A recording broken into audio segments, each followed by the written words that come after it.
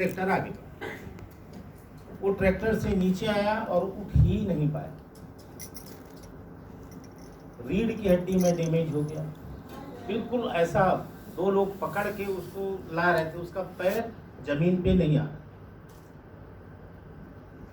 उसने बहुत जगह ट्राई करी, MRI एवं तेवं सब कराया।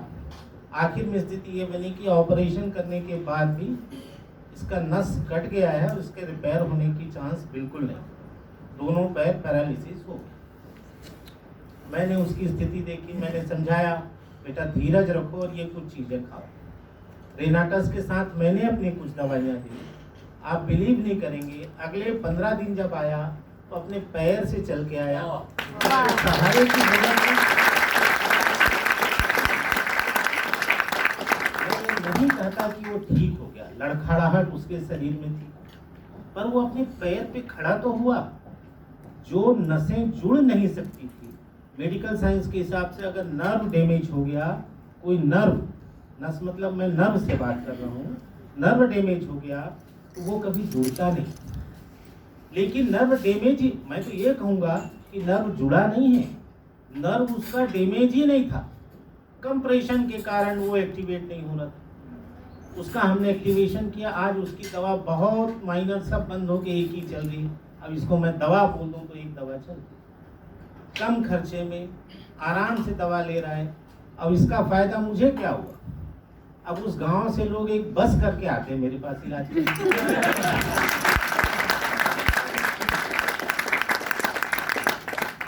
मैंने उस बच्चे के साथ कुछ नहीं किया, उसको मैंने मदद करी, पैसे भी मैंने जो वाजिब थे वही लिए, शायद उससे कम लिए, लेकिन उसका दूरगामी परिणाम मुझे मिल गया।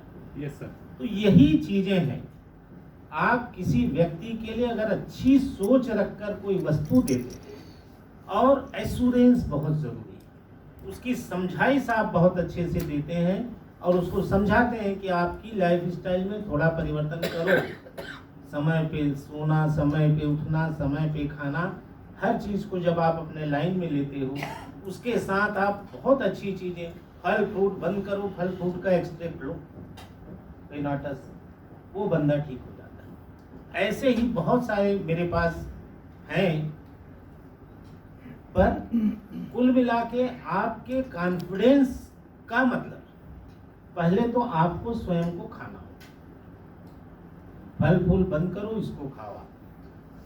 इसको जब आप खाओगे आपको अंदर कॉन्फिडेंस आए, और वही कॉन्फिडेंस आपको बूस्ट करता है।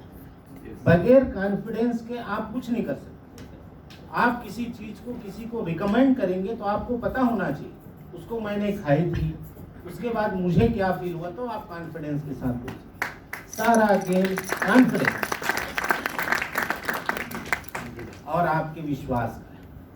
मैं हमेशा इस बात को कहता हूं कि ये रूटीन जब आप नियंत्रित करते हैं तो आपकी खुद की ऊर्जा बढ़ती है। मैं अभी आपके सामने खड़ा हूं, मैं 50 किलोमीटर चल के आ और सीधे यहीं लैंड किया हूं। लैंड मतलब उससे नहीं किया। वैसा भी होने वाला है सर, वैसा भी होने वाला है, बिल्कुल होना चाहिए। तो कुल मिला के दोस्तों मेरा यही कहना है, एक ही प्रोडक्ट है, इस प्रोडक्ट में जान है। मैं तो डॉक्टर हूँ, मुझे तो इसको रिफ्यूज़ करके अपनी दवा देनी चाहिए। केस हमारा है, उसने मुझे बताया और मैंने इसको यूज़ किया और फिर मैंने लोगों को उसकी मदद की। तो ये निश्चित है कि जब तक आप उपयोग नहीं करेंगे उसका फ़ायदा नहीं। हाँ, कुछ इसके ड्रॉबैक्स आते हैं, कुछ लोग उसके ड्रॉबैक्स निकालते हैं। जब मैंने खाया तो ये हुआ वो हुआ। भैया पानी कितना पिए, आप सोए कितने बजे, आप उठे कितने बजे, इन चीज़ों का भी विशेष ध्यान देना है।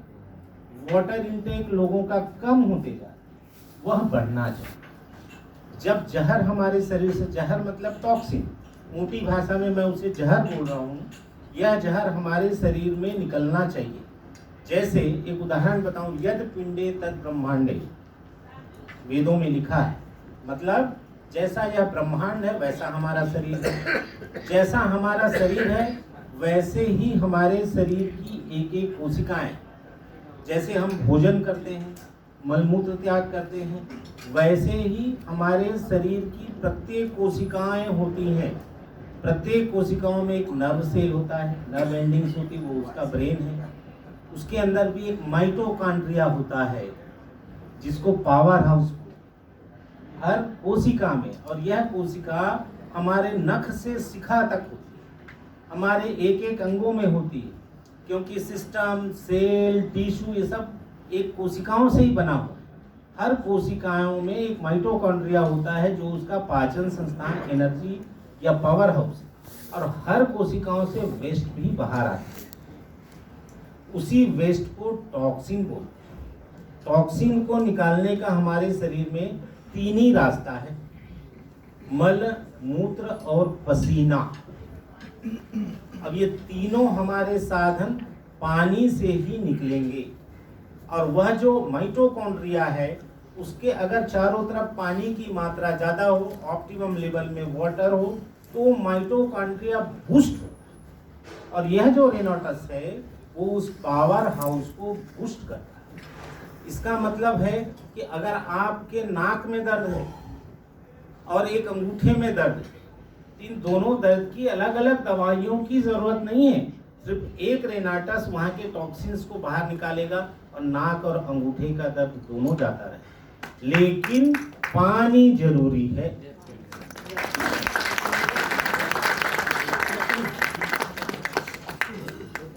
सर ये गर्म पानी ही जरूरी है? बिल्कुल नहीं, आप सामान्य पानी पीजिए, सामान्य पानी पीजिए। जैसा देखिए, किसी चीज को गूढ़ नहीं बनाना चाहिए, बहुत आसानी से इन चीजों को कैप्सूल में डालने का मतलब यही है कि पैलेटेबल, मैं आसानी से इसको कैरी कर सकूं, मुझे हड़बड़ी ऑफिस जाने को है, मैं खट से खा लूं, गर्म पानी का वेट न करूं, डालूं अंदर चला जाऊं। गर्म पानी आप 1 गिलास पी सकते हो, ठंडा पानी 2 गिलास, तो फुर्सत में है तो गर्म, नहीं तो ठंडा ही सफिशिएंट है। पानी बड़ा जरूरी है, पैलेटेबल इसीलिए बनाया गया। आपके पेट के अंदर जाना चाहिए, पानी की मात्रा ज़्यादा हो तब ये एब्जॉर्ब होता है।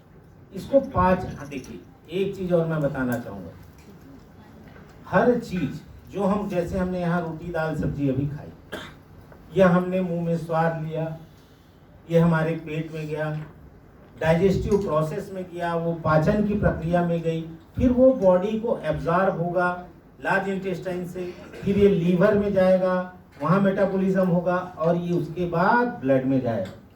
इन प्रक्रियाओं में 1 से सवा घंटे लगते हैं।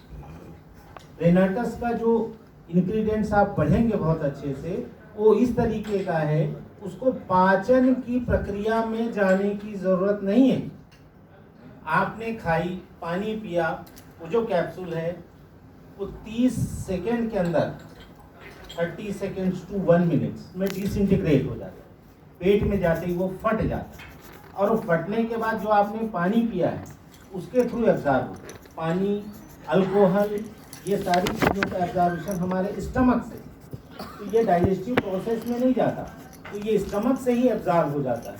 इसीलिए यह डाइजेशन में नहीं जाता, ये वेस्ट नहीं होता, सीधे बॉडी को एब्जॉर्ब होता है। पानी अगर ज़्यादा रहे तब, पानी कम हुआ, स्टमक के नीचे, हर चीज़ 30 मिनट्स के बाद स्टमक के नीचे चली जाएगी, स्टमक के नीचे चली जाएगी तो वेस्ट प्रोसेस होगी। ये इसका बेनिफिट। पानी पीने का सिर्फ इतना ही मतलब है कि हम उसके एक एक कण कण को अपने बॉडी में आत्मसात कर लें, स्टमक से डाइजेस्टिव प्रोसेस में ना जाए, तब ये हमारे शरीर में फास्ट फिक्सिंग होता है और रिजल्ट प्राप्त।